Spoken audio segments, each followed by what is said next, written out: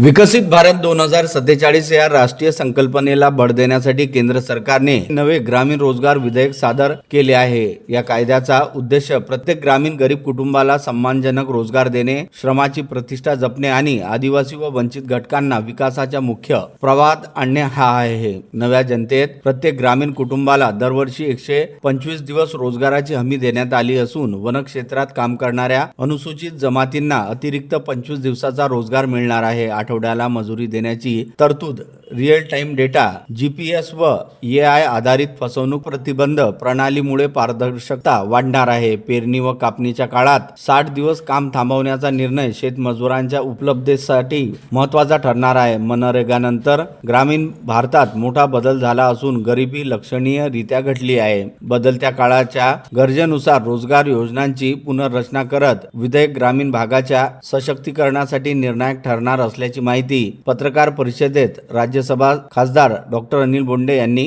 ही माहिती दिली। पत्रकार परिषदेला खासदार अनिल बोंडे, आमदार केवलराम काळे, आमदार राजेश वानखडे, भाजप जिल्हाध्यक्ष रविराज देशमुख व आमदार प्रताप अडसड उपस्थित होते।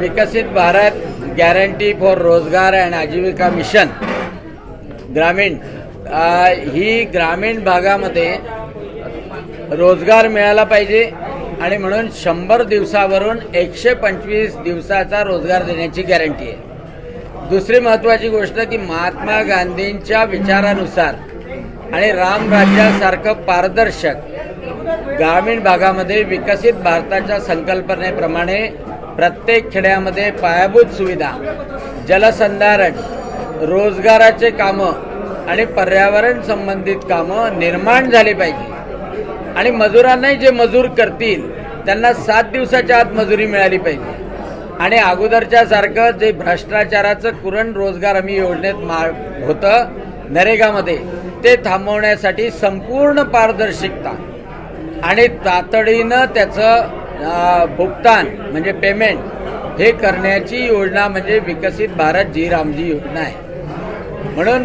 अनेक लोक संभ्रम निर्माण करतील, परंतु रामराज्याप्रमाणे आणि महात्मा गांधीच्या प्रेरणेप्रमाणे ग्रामीण भाग विकसित करण्यासाठी आणि रोजगाराची गॅरंटी देण्यासाठीची योजना आहे।